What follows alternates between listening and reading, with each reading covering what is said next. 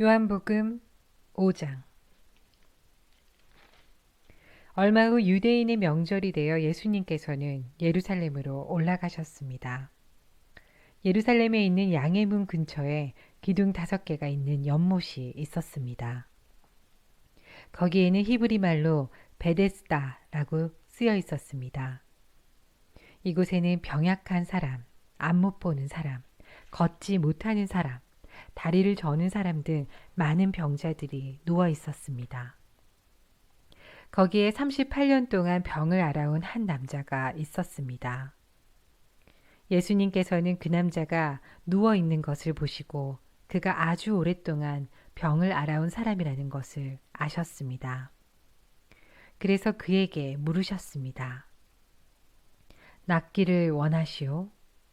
병든 사람이 대답했습니다. 선생님, 물이 움직이기 시작할 때 제가 연못 안으로 들어갈 수 있게 도와주는 사람이 없습니다. 제가 물속으로 들어가려고 하면 다른 사람이 저보다 앞서서 물속으로 들어가곤 합니다. 그때 예수님께서 말씀하셨습니다. 일어나서 당신의 침상을 들고 걸어가시오. 그 즉시 그 남자는 병이 나았습니다. 그는 그의 침상을 들고 걸어가기 시작했습니다. 그런데 그날은 안식일이었습니다. 그래서 유대인들은 병이 나은 그 남자에게 이렇게 말했습니다. 오늘은 안식일이요. 안식일에 당신이 침상을 들고 가는 것은 율법을 어기는 일이요. 그러자 그 남자가 대답했습니다. 나를 고쳐주신 분이 나에게 침상을 들고 걸어가거라 하고 말씀하셨습니다. 당신에게 침상을 들고 걸어가라고 말한 사람이 도대체 누구요? 라고 유대인들이 다시 물었습니다. 그러나 병 고침을 받은 사람은 어떤 사람이 자기를 고쳐주었는지 알 도리가 없었습니다. 왜냐하면 그곳에는 많은 사람이 있었고 예수님께서는 이미 군중 속으로 사라진 뒤였기 때문입니다. 얼마 후 예수님께서는 성전뜰에서 그 남자를 만나 그에게 말씀하셨습니다. 보시오, 당신은 이제 다시 건강해졌으니 더 악한 일이 당신에게 닥치지 않게 다시는 죄를 짓지 마시오. 그 남자는 그 자리를 떠나 유대인들에게 가서 자신을 고쳐주신 분이 예수님이라고 말했습니다. 예수님께서 안식일에 이러한 일을 하셨기 때문에 유대인들은 예수님을 핍박하기 시작했습니다. 그러나 예수님께서는 그들에게 이렇게 말씀하셨습니다. 내 아버지께서 지금까지 항상 일하시니 나도 일한다. 이 말 때문에 유대인들은 더더욱 예수님을 죽이려고 안달하였습니다. 그것은 그분이 안식일을 범할 뿐만 아니라 하나님을 자기의 친아버지라고 불러 자기를 하나님과 동등하게 여기고 있기 때문이었습니다. 그러나 예수님께서 말씀하셨습니다. 내가 너희에게 진리를 말한다. 아들은 어느 것 하나도 혼자서 할 수 없다. 다만 아버지께서 하시는 일을 보고서야 그것을 할 수 있을 따름이다. 그것은 아버지께서 무엇을 행하시든지 아들도 행하기 때문이다. 아버지께서는 아들을 사랑하셔서 그분이 하시는 모든 일들을 아들에게 보여주신다. 너희에게는 놀랄만한 일이겠지만 아버지께서는 이보다 더 큰 일들을 아들에게 보여주실 것이다. 아버지께서 죽은 사람을 부활시키시며 그들에게 생명을 주시는 것처럼 아들도 자기가 원하는 자들에게 생명을 줄 것이다. 이뿐 아니라 아버지는 아무도 심판하지 않으시고 심판하는 모든 권한을 아들에게 맡기셨다. 하나님께서 이렇게 하시는 것은 모든 사람들이 아버지를 존경하듯이 아들도 존경하게 하기 위해서이다. 아들을 존경하지 않는 사람은 아들을 보내신 아버지도 존경하지 않는 것이다. 내가 너희에게 진리를 말한다. 누구든지 내 말을 듣고 나를 보내신 분을 믿는 사람은 영원한 생명을 얻고 심판을 받지 않을 것이며 사망에서 생명으로 옮겨졌다. 내가 너희에게 진리를 말한다. 죽은 사람이 하나님의 아들의 음성을 들을 때가 올 것인데 그때가 바로 지금이다.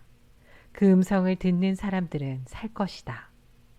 아버지 속에 생명이 있는 것처럼 아버지께서는 아들에게도 생명을 주어 그 속에 있게 하셨다. 또한 아들이 곧 인자이기 때문에 아버지께서는 아들에게 심판할 수 있는 권한을 주셨다. 이 말을 한다고 놀라지 마라. 무덤 속에 있는 모든 사람들이 아들의 음성을 들을 때가 올 것이다.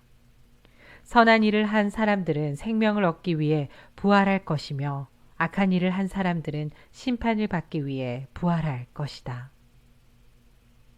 나는 혼자서는 아무것도 할 수 없다. 나는 내가 듣는 대로만 심판을 한다. 그래서 나의 심판은 의롭다. 나는 내가 하고 싶은 것을 하려 하지 않고 오직 나를 보내신 분이 원하시는 것을 하려고 애쓴다. 내가 나 자신에 대하여 증언한다면 사람들은 내 증거를 참된 증거로 받아들이지 않을 것이다. 그러나 나에 대하여 증언하는 다른 분이 계시니 나는 그분이 나에 대하여 증언하는 것이 옳다는 것을 안다. 너희가 요한에게 사람을 보냈고 요한은 너희에게 진실되게 증언하였다. 그렇다고 해서 내가 사람에게서 증언을 받은 것은 아니다. 내가 이런 말을 하는 것은 너희가 구원을 얻을 수 있도록 하기 위해서이다. 요한은 타오르면서 빛을 내는 등불이었다. 너희는 잠시 요한의 빛 가운데서 기뻐하기를 원했으나 내게는 요한의 증언보다 더 큰 증언이 있다. 아버지께서 나에게 하라고 주셨고 지금 내가 행하고 있는 일들이 아버지께서 나를 보내신 것을 증언한다. 나를 보내신 아버지께서 친히 나를 증언해 주셨다. 너희는 지금까지 그분의 음성을 듣지도 않았고 그분의 모습을 보지도 않았다. 또한 너희는 아버지께서 보내신 사람을 믿지 않았기 때문에 하나님의 말씀이 너희 속에 머물러 있지도 않는다. 너희는 성경에서 영생을 얻을 수 있다고 생각하여 성경을 부지런히 연구하고 있는데 바로 그 성경이 나를 증언하는 것이다. 하지만 너희는 영생을 얻기 위해 나에게 오는 것을 거절하였다. 내가 사람에게서 영광을 받으려는 것이 아니다. 나는 너희가 어떤 사람인지를 안다. 너희에게는 하나님을 사랑하는 마음이 없다.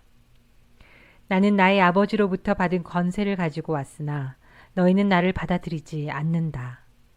그러나 다른 사람이 자기의 권세를 가지고 온다면 너희는 그를 받아들일 것이다. 너희는 너희끼리 영광 받는 것을 좋아하면서도 하나님께로부터 오는 영광을 얻는 일에는 힘을 쓰지 않으니 너희가 어떻게 나를 믿을 수 있겠느냐. 내가 아버지 앞에서 너희를 고소할 것이라고 생각하지 마라. 너희를 고소하는 사람은 바로 너희가 소망을 두고 있는 모세이다. 너희가 모세를 믿었다면 나를 믿었을 것이다. 왜냐하면 모세가 기록한 것이 나에 관한 것이기 때문이다. 너희가 모세의 글을 믿지 않는데 내가 말하는 것을 어떻게 믿을 수 있겠느냐.